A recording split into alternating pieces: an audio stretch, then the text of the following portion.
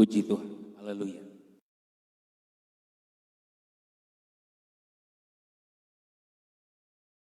Kita berjumpa kembali dalam ibadah kita di minggu pagi yang indah ini, saudara-saudara. Semua karena anugerah dan kebaikan Tuhan, sehingga kita bisa berada di minggu pagi yang indah ini. Saudara,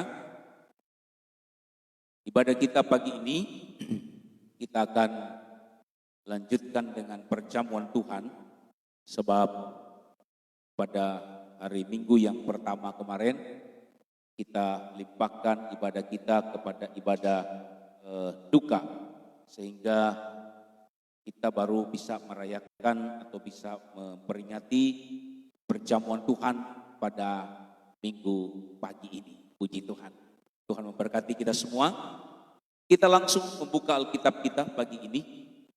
Sebelum kita makan dan minum tubuh dan darah Tuhan, kita akan mendengarkan kebenaran firman Allah yang akan menghantar kita untuk kita sehidangan dengan Tuhan di meja perjamuan Tuhan.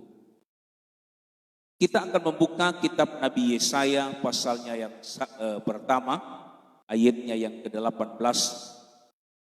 Coba dikasih background yang gelap, hitam saja Jovita.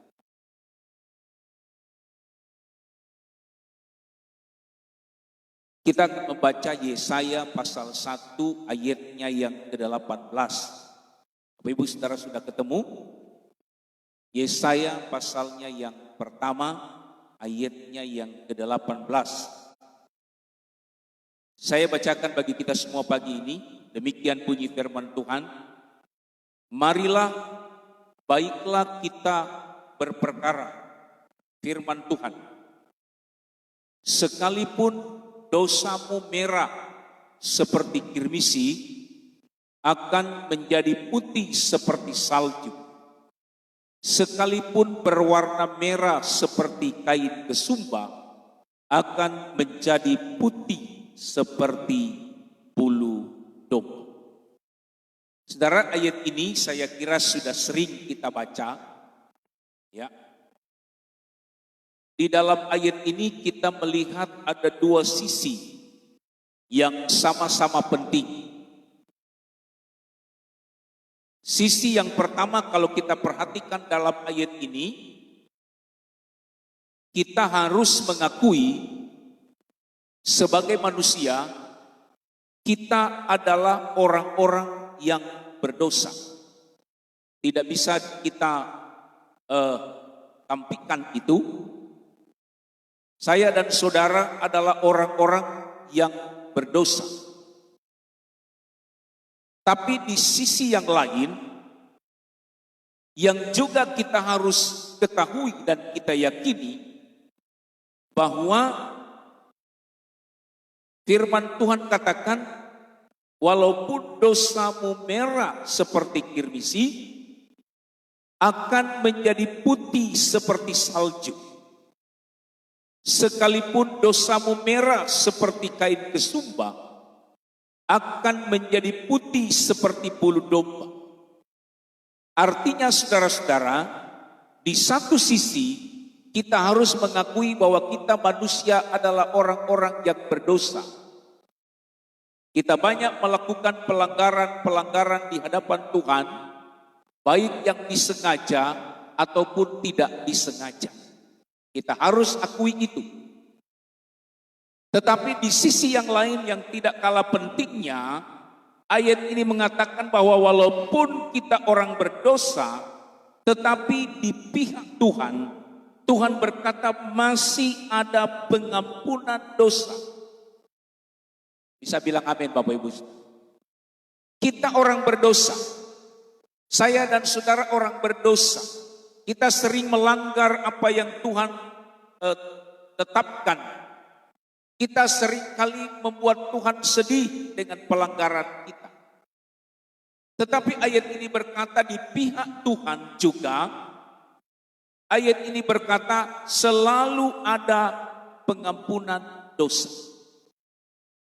Nah, pagi hari ini saudara-saudara di hadapan perjamuan Tuhan, Saya ingin menyampaikan firman Tuhan tentang pengampunan dosa. Pengampunan dosa. Pengampunan dosa, saudara-saudara, bukan didapatkan oleh kita ketika saya dan saudara melakukan perbuatan-perbuatan baik. Ini perlu menjadi catatan dalam hidup kita, sebab ada banyak orang berkata begini, kalau kita mau melihat pengampunan itu, maka kita melihat dari sudut di mana seberapa banyak kita melakukan kebaikan dan seberapa banyak kita melakukan kejahatan. Kalau kita banyak melakukan kebaikan daripada kita melakukan kejahatan, maka kita akan memperoleh pengampunan. Sebaliknya, kalau kita banyak melakukan kejahatan daripada kebaikan, maka kita beroleh penghukuman. Jadi ada banyak orang, saudara-saudara, seperti ada melakukan sesuatu seperti ada dalam timbangan. Sehingga banyak orang berkata begini, kalau kita mau diampuni, kita harus berbuat kebaikan sebanyak-banyaknya. Kita harus melakukan kebaikan sebanyak-banyaknya untuk mengalahkan kepelanggaran kita, mengalahkan kejahatan kita. Sehingga ketika kita banyak melakukan kebaikan, maka kita akan memperoleh pengampunan. Sebab kalau kita melakukan banyak-banyak kejahatan, maka kita akan memperoleh penghukuman. Saudara-saudara yang saya kasihi dalam Tuhan, teori atau prinsip seperti itu tidak berlaku bagi kita sebagai anak-anak Tuhan. Ya, karena pengampunan dosa sekali lagi tidak datang ketika kita berbuat baik. Pengampunan dosa hanya terjadi ketika Kristus Yesus mati di atas kayu salib. Kekristenan mengakui dan mempercayai bahwa pengampunan dosa hanya terjadi ketika Kristus Yesus mati di atas kayu salib. Kita harus mempercayai itu. Bahkan saudara-saudara, bukan hanya sekedar mempercayai bahwa Yesus mati di atas kayu salib, tetapi kita juga harus mempercayai bahwa kematian Kristus di atas kayu salib itu berhubungan erat dengan pengampunan dosa. Kita harus meyakini. Jadi kita tidak meraih pengampunan dengan berbuat baik. Ada satu ayat yang indah, coba kita baca. Efesus pasal 2 ayat 8. Saya akan mengajak kita membaca ayat-ayat sederhana pagi ini untuk mengingatkan kita supaya kita mengetahui betul makna dari pengampunan dosa yang diberikan Tuhan dalam hidup kita secara cuma-cuma. Efesus ayatnya yang ke-8. Mari sebelum kita masuk lebih jauh, kita perhatikan dulu sebentar Efesus pasal 2 ayat 8. Demikian bunyi firman Tuhan. Sebab karena kasih karunia kamu diselamatkan oleh iman. Itu bukan hasil tetapi pemberian Allah. Saudara perhatikan ayat ini berbicara tentang keselamatan. Keselamatan itu adalah kasih karunia. Pemberian Tuhan dengan cuma-cuma. Bukan hasil usaha kita, bukan hasil usahamu. Jangan ada orang yang memegahkan diri. Nah, sama dengan keselamatan adalah kasih karunia, pemberian Tuhan cuma-cuma kepada setiap orang-orang percaya, bukan hasil usaha kita.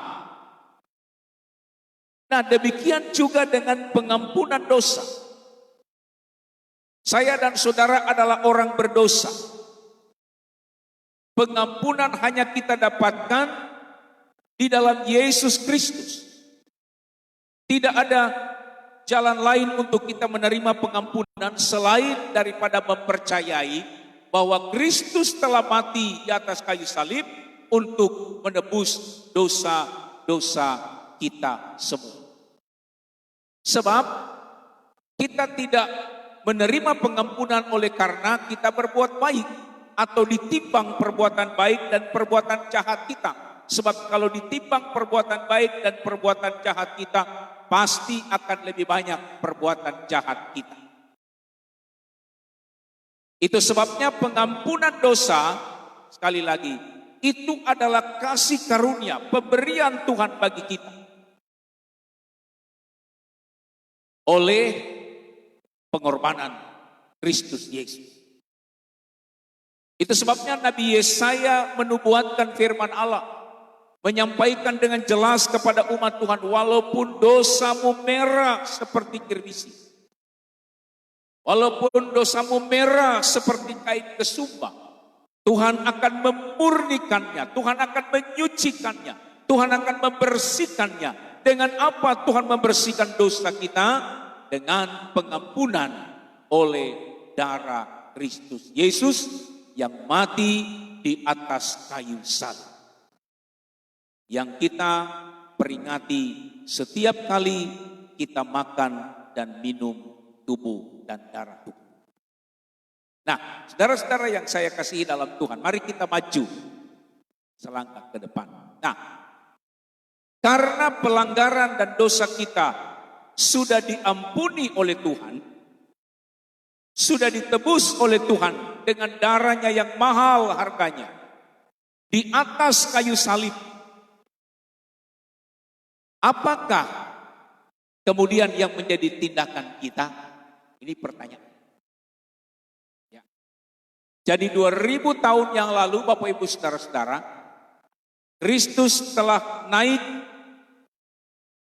di atas bukit Golgota, memberikan hidupnya bagi saya dan saudara, mengorbankan hidupnya bagi saya dan saudara untuk binasa, mati di atas kayu salib, supaya kita yang harusnya binasa, Alkitab katakan, oleh hidupnya kita diselamatkan. Itu terjadi 2000 tahun yang lalu. Dosa kita diampuni oleh Tuhan lunas, kata firman Tuhan. Sekental apapun dosa kita, sehitam apapun, semerah apapun, Tuhan telah ampuni dosa kita lunas, tuntas di atas kayu salib. Pertanyaannya adalah begini, saudara-saudara. Kalau Tuhan sudah memberikan pengampunan kepada kita, lalu apakah tindakan kita di dalam kehidupan kita yang sedang kita jalani hari-hari ini? Apa tindakan kita? Apakah kita akan cuek aja? Apakah kita akan merasa masa bodoh, saudara-saudara? Karena kita menganggap bahwa dosa kita sudah diampuni oleh Tuhan. Karena kita menganggap penebusan di atas kayu salib itu lunas sudah membasuh dosa kita. Apakah kita akan mengambil sikap untuk pasif, tidak melakukan apa-apa? Apakah tindakan kita menjadi tindakan orang yang masa bodoh dengan pelanggaran kita?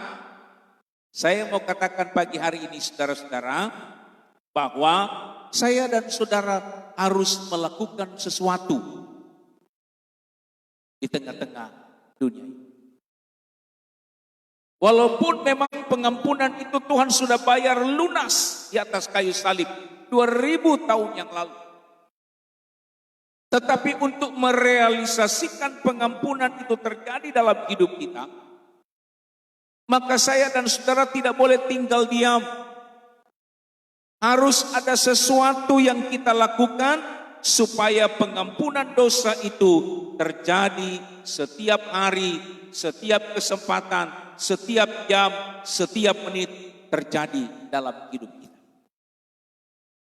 Karena ketika kita hidup di dalam dunia ini, dalam segala keterbatasan kita, tentu masih ada banyak pelanggaran-pelanggaran yang kita lakukan di hadapan Tuhan. Itu sebabnya saya dan saudara harus melakukan sesuatu untuk supaya saya dan saudara menerima pengampunan. Tapi sekali lagi menjadi catatan bagi kita semua pagi ini, bukan tindakan kita yang akan membuat kita menerima pengampunan, bukan. Walaupun kita harus melakukan sesuatu sebagai jembatan untuk kita menerima pengampunan, catat baik-baik. Walaupun kita harus melakukan sesuatu sebagai jembatan, sebagai sarana untuk kita menerima pengampunan, bukan berarti perbuatan kita lah yang membuat kita menerima pengampunan. Karena apa yang kita lakukan itu hanyalah sarana, hanyalah jembatan untuk kita menerima pengampunan Tuhan. Nah, pagi ini saudara-saudara, ada 3 hal yang harus kita lakukan. Menjadi catatan bagi kita sebelum kita makan dan minum tubuh dan darah Tuhan. Ada 3 hal yang harus kita lakukan supaya pengampunan Tuhan itu teraplikasi dalam hidup kita. Ada 3 hal yang harus kita lakukan supaya pengampunan Tuhan itu terrealisasi. Benar-benar pengampunan itu terjadi dalam hidup kita. Pengampunan yang Tuhan sudah buat ribuan tahun yang lalu di atas kayu salib, itu akan terjadi dalam hidup kita kalau kita lakukan dengan 3 hal. Yang pertama saudara-saudara, mari kita baca firman Tuhan pelan-pelan pagi.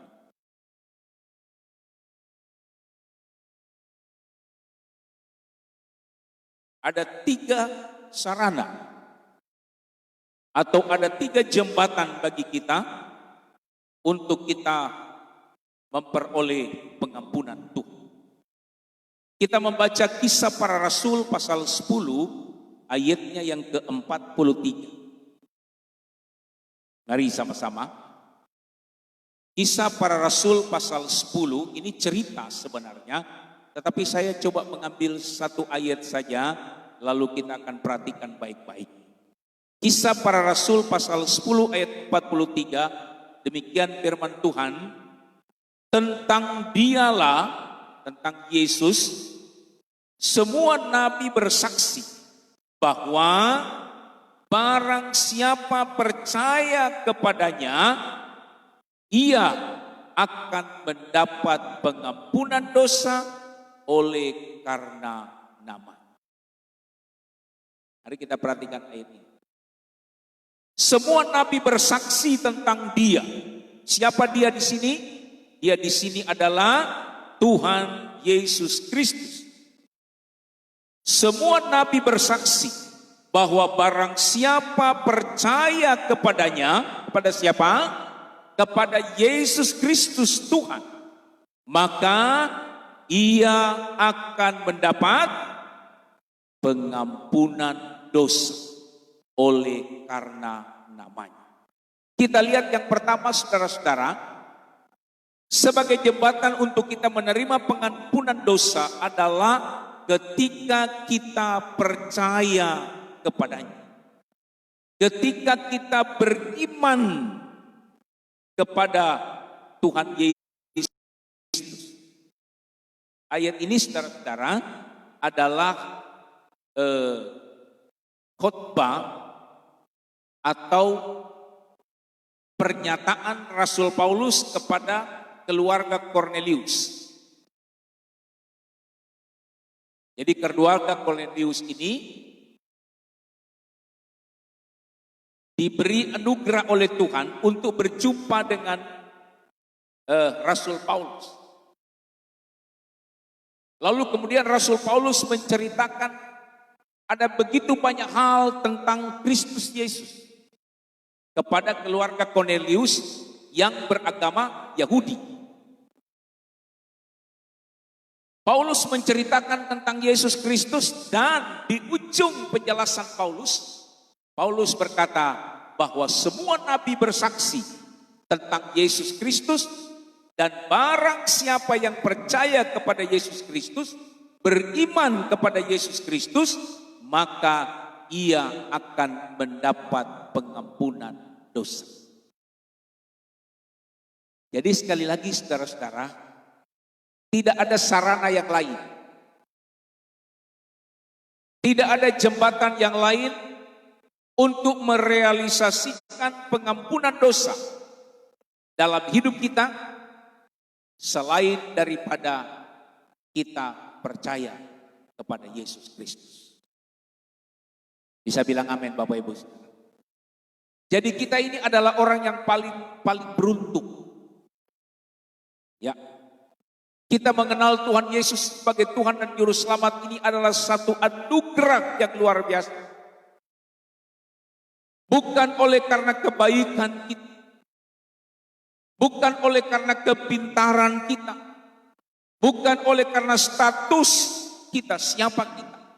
Sehingga saya dan saudara menerima pengampunan dosa.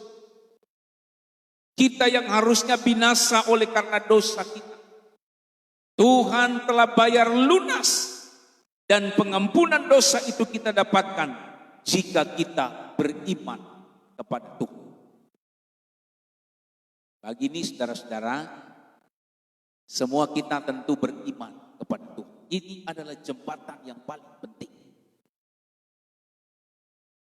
Apakah orang yang tidak beriman kepada Tuhan mereka akan menerima pengampunan dosa? Kita tidak usah pikir itu. Yang menjadi pikiran utama kita adalah pengampunan dosa hanya kita terima ketika kita beriman kepada Tuhan Yesus Kristus. Percaya kepada Tuhan Yesus Kristus yang sudah mati di atas kayu salib dan kematiannya adalah kematian untuk menebus dosa saya dan menebus dosa kita semua. Jadi syaratnya sederhana Bapak Ibu Saudara, syaratnya sederhana. Ya. Untuk menerima pengampunan, kita cukup beriman kepada Tuhan Yesus Kristus. Yang kedua, mari kita perhatikan yang kedua. Saya menjelaskan sesuatu yang sederhana pagi ini, tetapi saya kira ini penting banget dalam hidup kita untuk kita. Ketika kita makan dan minum tubuh dan darah Tuhan, kita diingatkan kembali. Walaupun dosa kita merah seperti kirmisi, walaupun pelanggaran-pelanggaran kita begitu banyak, tetapi kalau kita beriman kepada Tuhan Yesus Kristus yang sudah mati di atas kayu salib untuk menebus dosa kita, maka kita memperoleh pengampunan dosa. Yang kedua, apa yang menjadi sarana atau apa yang menjadi jembatan bagi kita untuk menerima pengampunan dosa, untuk merealisasikan pengampunan dosa yang Tuhan sudah lakukan dalam hidup kita? Masih dalam Kisah Para Rasul. Kita membaca pasalnya yang kedua, ayatnya yang ke-38.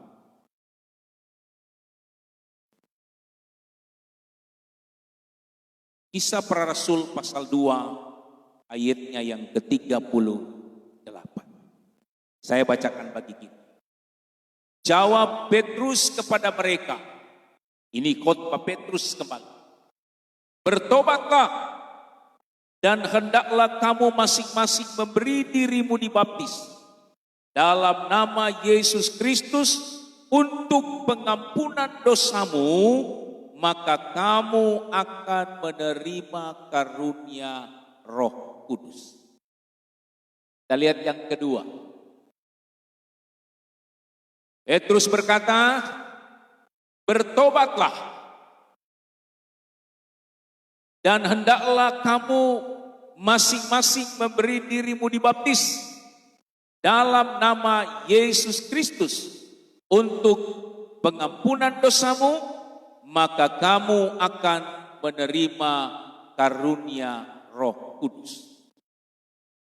Untuk kedua kalinya saudara-saudara, Rasul Petrus menyampaikan tentang pengampunan dosa bagi kita. Firman Tuhan berkata, yang menjadi jembatan atau sarana bagi kita untuk memperoleh pengampunan dosa adalah bertobat dan memberi diri untuk dibaptis. Ya, ini dua sisi yang hampir sama. Kalau kita beriman, maka kita mendekatkan diri kepada Tuhan. Ketika kita percaya kepadanya, Dia mati di atas kayu salib, mengampuni dosa kita, kita meyakini itu betul, kita diselamatkan oleh karena darahnya, oleh karena pengorbanannya, saya dan saudara memperoleh pengampunan dosa. Tetapi yang kedua yang harus kita perhatikan Bapak Ibu Saudara-saudara, yang juga menjadi sarana untuk kita memperoleh pengampunan dosa adalah bertobat. Kalau kita percaya kepada Tuhan tapi kita tidak pernah bertobat, saudara-saudara, itu sama saja kita tidak memperoleh apa-apa. Jadi beriman itu penting, kita harus percaya bahwa Yesus sudah menyelamatkan kita oleh darahnya, sehingga tidak ada dosa yang tidak bisa diampuni. Semua dosa diampuni oleh Tuhan, oleh kuasa darah Yesus Kristus. Walaupun Alkitab berkata ada dosa yang tidak terampuni, yaitu menghujat Roh Kudus.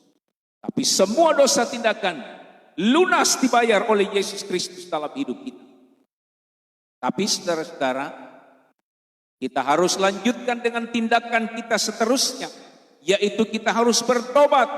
Apa itu bertobat, saudara-saudara? Kita harus meninggalkan dosa kita. Kita harus lari daripada dosa kita. Kita tidak boleh tinggal di dalam dosa kita. Kita harus tinggalkan pelanggaran-pelanggaran yang membuat kita tidak berkenan kepada Tuhan. Itu artinya kita bertobat kepada Tuhan. Kita tidak mau melakukan perbuatan yang sama kembali. Kita tidak mau melakukan perbuatan itu berulang-ulang dalam hidup kita. Itu namanya bertobat. Jangan sampai pertobatan kita itu seperti pertobatan tomat katanya. Tobat kumat lagi. Tapi ini memang adalah kemanusiaan kita yang tidak lepas daripada kelemahan kita. Tetapi pengampunan dosa, kata firman Tuhan, akan kita dapatkan jika saya dan saudara betul-betul meninggalkan perbuatan-perbuatan lama kita, meninggalkan tabiat-tabiat lama kita, dan memberi diri kita dekat dengan Tuhan. Ayat ini berkata, dan berilah dirimu dibaptis di dalam nama Tuhan Yesus Kristus, supaya kamu memperoleh pengampunan dosa. Ya saudara-saudara, jadi setelah kita beriman, kata firman Tuhan, kita percaya bahwa Yesus Kristus mengampuni segala dosa kita, kita lanjutkan dengan tindakan kita berikutnya, yaitu kita meninggalkan segala pelanggaran-pelanggaran kita. Kita tidak boleh tinggal di dalam pelanggaran-pelanggaran kita, tetapi kita mau belajar untuk pelanggaran-pelanggaran kita dengan melakukan pertobatan di hadapan Tuhan. Yang kedua, maka pengampunan dosa akan terrealisasi, teraplikasi dalam hidup kita. Merah Tuhan akan jadikan putih seperti bulu domba kalau kita meninggalkan pelanggaran-pelanggaran kita dan betul-betul menjauh dari apa yang tidak dikehendaki oleh Tuhan. Yang ketiga, yang terakhir,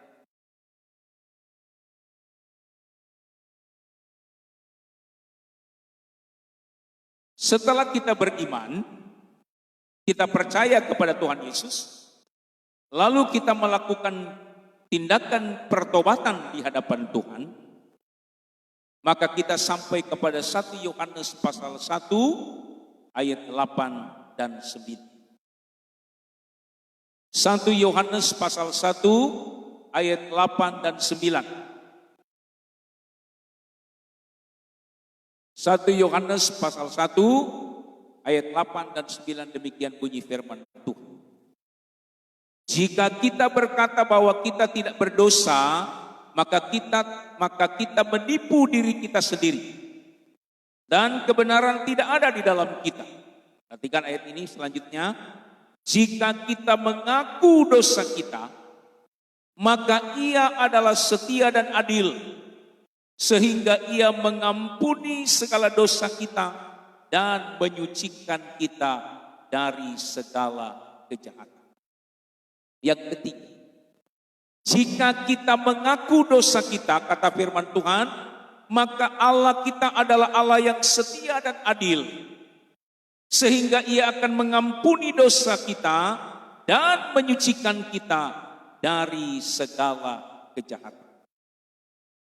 Yang ketiga, saudara, setelah kita beriman kepada Tuhan, kita melarikan diri dari segala pelanggaran kita. Kita mengadakan pertobatan di hadapan Tuhan. Lalu yang ketiga, firman Allah katakan kita harus sungguh-sungguh datang kepada Tuhan lewat pengakuan dosa. Jika kita mengaku dosa kita, maka Ia adalah setia dan adil. Saya dan saudara harus mengaku dosa. Kalau kita bersalah di hadapan Tuhan. Ada orang bilang begini, om, tidak usah ngaku dosa di hadapan Tuhan, kan Tuhan tahu. Iya. Siapa bilang Tuhan tidak tahu? Apa saja yang kita lakukan Tuhan tahu semua. Tidak ada yang tersembunyi di hadapan Tuhan. Kita mau tutup-tutupi dari orang-orang mungkin bisa, tetapi di hadapan Tuhan tidak ada sesuatu pun yang dapat kita tutupi. Tuhan tahu segala perbuatan kita. Tetapi untuk memperoleh pengampunan, saya dan saudara harus datang kepada Tuhan dengan mengaku dosa kita. Kepada siapa? Bukan kepada manusia, ya. Bukan kepada manusia kita mengaku dosa, tapi kepada Tuhan. Ayat ini jelas berkata, jika kita mengaku dosa kita, maka Ia adalah setia dan adil, sehingga Ia atau Tuhan akan mengampuni dosa kita dan menyucikan kita dari segala kejahatan. Kalau dalam kepercayaan yang lain, saudara-saudara, mereka datang kepada pemimpin agama mereka, ada ruang khusus, ya, lalu datang ke sana untuk mengadakan pengakuan dosa. Ya, itu adalah liturgi mereka. Tapi saya dan saudara, firman Allah ajarkan pagi ini berkata bahwa pengakuan dosa harus kita lakukan dengan sungguh-sungguh, dengan hati yang remuk redam, dengan tangisan di hadapan Tuhan. Secara pribadi, mengaku dosa kita dengan sungguh-sungguh di hadapan Tuhan, maka kita akan memperoleh pengampunan dosa. Bisa bilang amin Bapak Ibu saudara-saudara. Jadi beriman boleh, ya. Saya dan saudara harus beriman. Kita percaya bahwa Yesus Kristus telah mati bagi kita. Dan bukan hanya sekedar mati, tapi Dia juga menyucikan, mengorbankan hidupnya untuk pengampunan kita. Tapi iman tidak cukup. Kita harus lakukan tindakan pertobatan. Meninggalkan segala apa yang tidak diinginkan oleh Tuhan.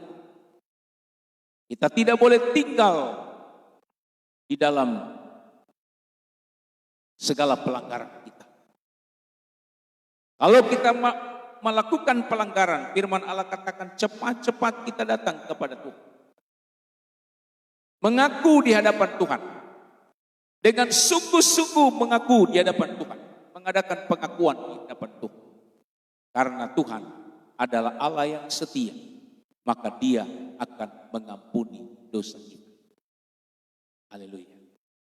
Jadi saudara-saudara yang saya kasih dalam Tuhan, orang berkata orang Kristen itu enak ya, bebas melakukan apa saja.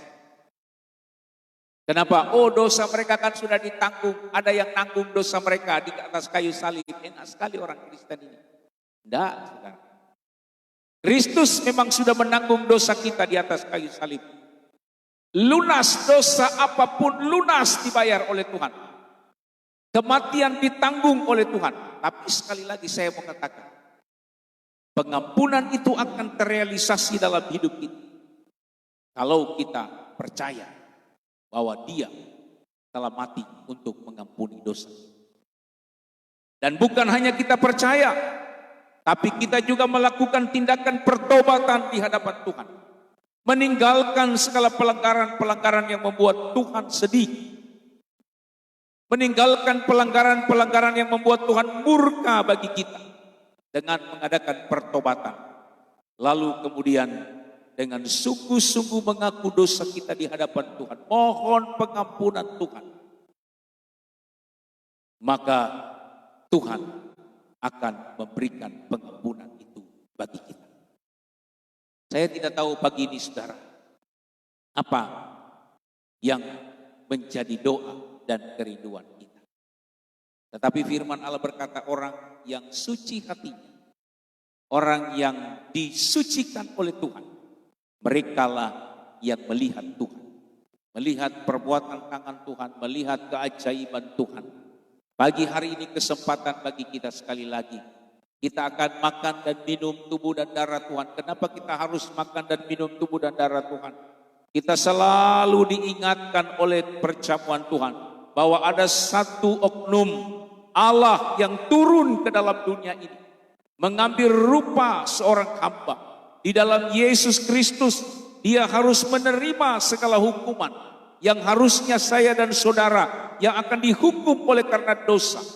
Tapi Kristus menanggung semuanya itu. Dia naik di atas bukit Golgota, mati di atas kayu salib, supaya pengampunan itu tercurah dalam hidup kita. Apa saja, apa yang kita perbuat, merah sekalipun, seperti kain kesumba yang tidak bisa dicuci sekalipun. Tapi kalau kita beriman, kita bertobat di hadapan Tuhan, dan datang dengan sungguh-sungguh di hadapan Tuhan, percayalah pengampunan dosa akan kita terima. Karena Dia adalah Allah yang setia. Tuhan Yesus memberkati kita semua.